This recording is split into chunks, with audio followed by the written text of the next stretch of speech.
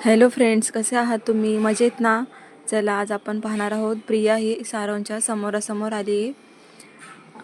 तर सुरुवात करूया कथेला. एक सुंदर भावना दोघांच्याही मनात होती, पण ते प्रेमच होतं की नाही हे त्यांना माहीत नव्हतं. त्यांची शंकाही रास्त होती, कारण दोघांनीही एकमेकांना कधी पाहिलं नव्हतं. प्रियाने फक्त सारांचा फोटो पाहिला होता. त्या व्यतिरिक्त तिला त्याच्याबद्दल काहीच माहिती नव्हतं. कधी कधी तिला त्याच्यासोबत बोलताना भीती वाटत असे, पण हळूहळू त्याने तिचं मन जिंकून घेतलं होतं आणि त्याच्यावर तिचा पूर्ण विश्वास बसला होता. ते आता रोजच एकमेकांशी बोलत असत. आज दुपारची वेळ. प्रिया आपलं कामावरून बसली होती. तेवढ्या त्याचा मेसेज आला. हाय डिअर, आहेस का? प्रियाने मेसेज पाहताच उत्तर दिले. हो रे, आत्ताच आले बघ. फार कंटाळा येतो रे काम करायला, पण काय करणार, करावं तर लागतंच ना. शेवटी मुलीचा जन्म आहे. माझा काम न करता भागणार कसं? हो, ते तर आहेच. स्त्रियांच्या नशिबाचा तो एक भागच बनला आहे. त्यात आता इच्छा असूनही कुणीच बदल करू शकत नाही. बरं, आणखी काय चाललं आहे मग? सारांश काही खास नाही. बरं ऐक ना सारांश, आपण खूप दिवस झाले एकमेकांशी बोलतो आहो, पण तू आपल्याबद्दल काही सांगितलं नाहीस. सांग ना काहीतरी तुझ्याबद्दल. प्रिया बोल, काय सांगू? सारांश, घरी कोण आहेत? तू काय करतोस? सर्वच सांग. ऐक, माझ्या घरी फक्त 2 लोक आहेत. एक मी आणि दुसरी आई. बाबा लहान असतानाच वारले. त्यानंतर आईनेच मला लहानाचं मोठं केलं. तिने माझ्यासाठी सर्व काही सहन केलं, पण कधीही त्रास होऊ दिला नाही. तिने मला पदवीपर्यंत शिक्षण घेऊ दिलं. त्यानंतर तिची तब्येत तिला साथ देत नव्हती, म्हणून मग मी शिक्षण सोडून नोकरी करायला सुरुवात केली. सुरुवातीला 7,000 मिळायचे, आता ते वाढून 15,000 झाले आहेत. घरी सर्व काही ठीक आहे, पण पुढे शिक्षण घेण्याची इच्छा मात्र तशीच राहिली. बस, इतकं छोटंसं जग आहे माझं. आम्ही दोघांनीच सजवलेलं. ना कुणाकडून अपेक्षा, ना आणखी काही. सारांश, आणि लिखाणाचा छंद कसा लागला? प्रिया, कॉलेजला असताना विविध स्पर्धांमध्ये भाग घ्यायचो आणि त्यात बक्षीस मिळवली. मला वाचायची फार आवड झाल्यामुळे सतत वाचत असायचो. त्यात ज्ञानातही भर पडायची आणि कॉलेजमध्ये नावही व्हायचं. खरं तर कॉलेजला असताना माझे फार मित्र नव्हते, म्हणून मी एकटा राहायचो. मग त्याच भावना मी कवितांमधून मांडू लागलो. कॉलेज संपलं, पण एकाकीपणा नाही संपला. तेव्हा तोच एकाकीपणा घालवायला लिखाण करतो. माझा वेळ तर जातोच, पण इतरांनाही काहीतरी नवीन शिकायला मिळतं. तेवढंच काय ते समाधान. सारांश, आणि लग्न का केलंच नाहीस? प्रिया, अटॅचमेंट, भीती वाटत होती कुणाशी जुळण्याची, त्यामुळे आयुष्यात कुणाला येऊच दिलं नाही. पण आता वाटतं आहे की ती व्यक्ती आयुष्यात आली आहे. फक्त तिला मनातलं सांगायचं उरलं आहे. मग करेलही लग्न. सारांश, तृप्ती ना रे ती मुलगी? प्रिया सारांचं काहीच उत्तर दिलं नाही. तिचं बोलणं तोडत म्हणाला, माझ्याबद्दल सर्व माहिती केलीस, आता स्वतःबद्दल सांग. माझं काही खास नाही.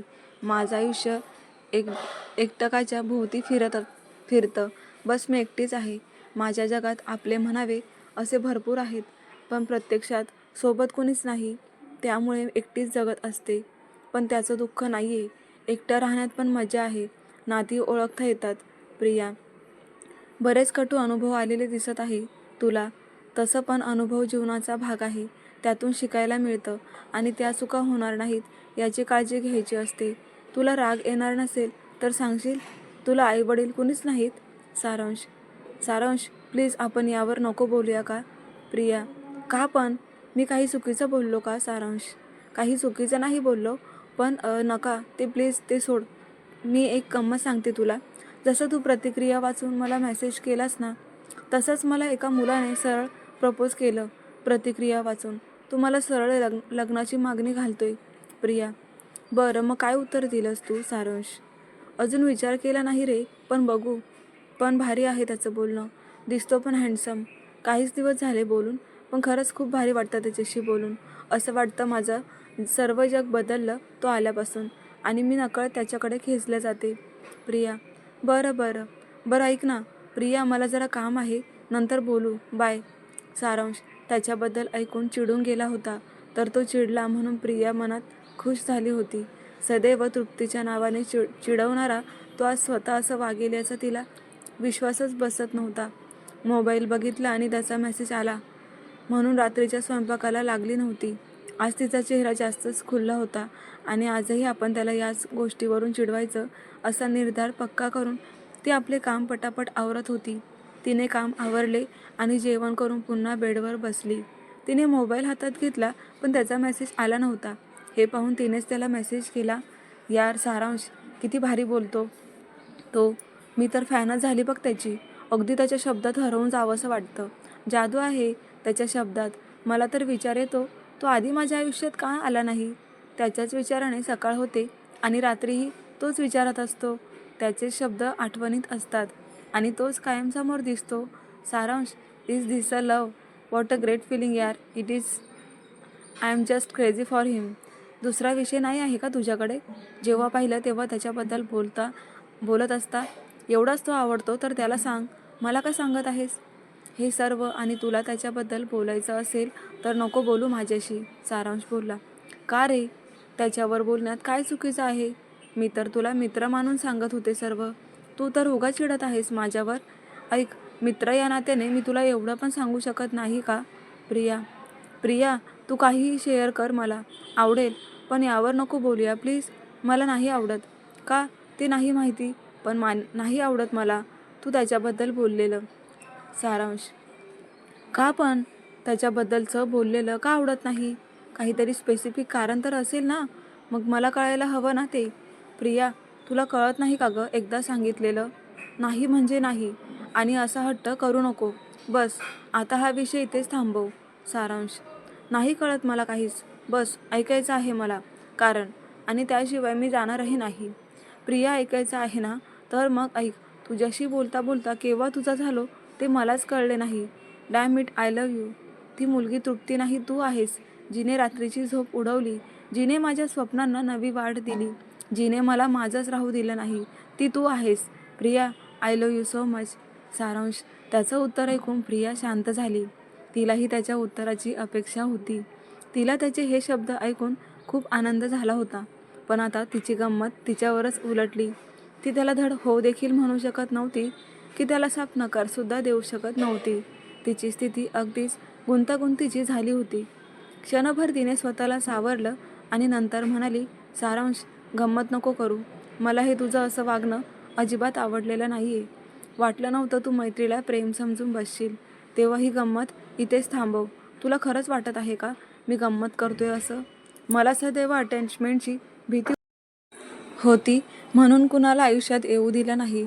पण तू नकळत आयुष्यात आलीस आणि माझं जग बदललं. तुला मी कधीच पाहिलं नाही, पण तुझ्याबद्दल मी स्वप्न पाहू लागलो आहे. सुरुवातीला वाटायचं हे आकर्षण आहे, कारण ज्या व्यक्तीला पाहिलं नाही, भेटलो नाही, त्या व्यक्तीवर क्षणात प्रेम कसं होऊ शकतं? भरपूर विचार केला तेव्हा जाणवलं, प्रेम व्हायला क्षण देखील पुरेसा असतो. ते कसलं प्रेम जे वय, सुंदरता, रंग, रूप, जात, धर्म पाहून करतात? खरं प्रेम तर मनात असतं आणि मी कदाचित त्यातच गुंतलोय. खूप खूप प्रेम आहे माझं तुझ्यावर आणि तू मैत्री मांडली असशील तरी माझ्याकडून नकळत प्रेम झालंय तुझ्यावर. प्रेम ठरवून तर होत नाही ना? तसंच मलाही झालं आणि तुला मिळवण्याची इच्छा नाहीये. फक्त मनातलं सांगायचं होतं म्हणून बोलून गेलो. आणि खरं सांगू, प्रेम मैत्रीतूनच होत असतं. खरं प्रेम करणं तेव्हा केव्हापासून चुकीचं झालं ते सांग ना? प्रियाला जे नको होतं तेच झालं. प्रिया ज्या गोष्टीपासून सतत पळत होती तीच गोष्ट त्याच्याकडून ऐकायला मिळाली. तिला किती आनंद झाला होता हे तिलाच माहिती नव्हतं, पण त्याला स्वतःत गुंतवून ठेवणं तिला योग्य वाटत नव्हतं. म्हणून नाईलाजाने ती म्हणाली, हे चुकीचं आहे सारांश. प्रेम करणं चुकीचं नाही, पण चुकीच्या व्यक्तीवर प्रेम करणं मात्र चुकीचं आहे. तुला माझ्याबद्दल काही माहिती नाही म्हणून असा बोलत आहेस. जेव्हा कळेल ना तर सोडून जाशील सर्वात आधी. सोड हे सर्व. मूव्ह ऑन कर, तेच बरं आहे. चूक केलीस तू प्रेम करून. प्रेम करणं चुकीचं कसं आहे? ती तर सर्वोत्तम भावना आहे. ती नवचैतन्य देते. तेच तर सौंदर्य आहे. त्याने संपूर्ण जग चालतं. प्रेम नाही तर जीवन जगण्यात अर्थ तरी काय?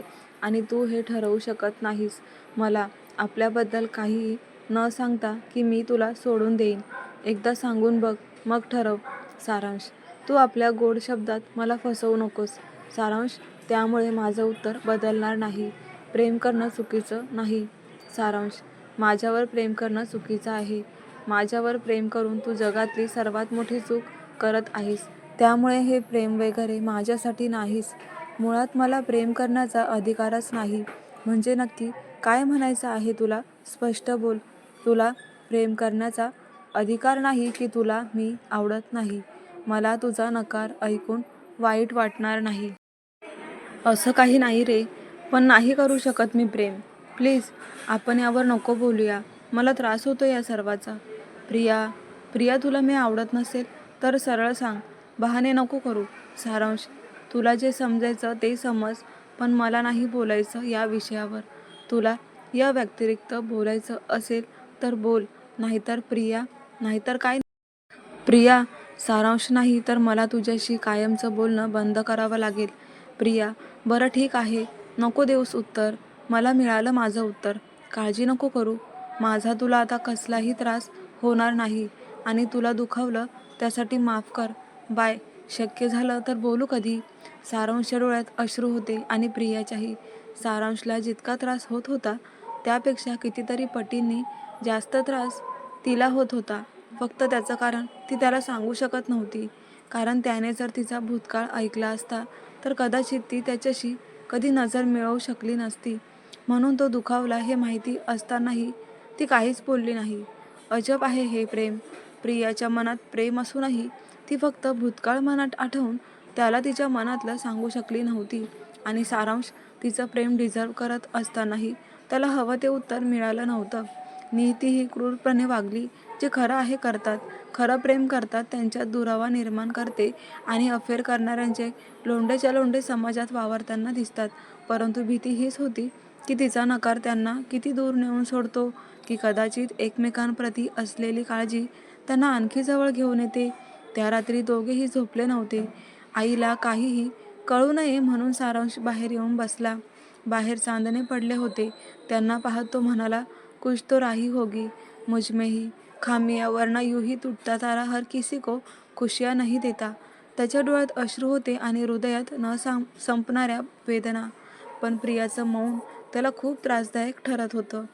पाहूयात पुढे काय होणार आहेत पुढील भागामध्ये. पण आजचा भाग कसा वाटला कमेंट करून नक्की सांगा. तर प्रेक्षकांना तुम्ही फक्त कथा ऐकताय आणि मला सबस्क्राईबही करत नाही आहेत आणि कमेंटसुद्धा करून सांगत नाही आहात की तुम्हाला ही कथा वाचायला आवडते का. तर आता आज कमेंट करायला विसरू नका. धन्यवाद.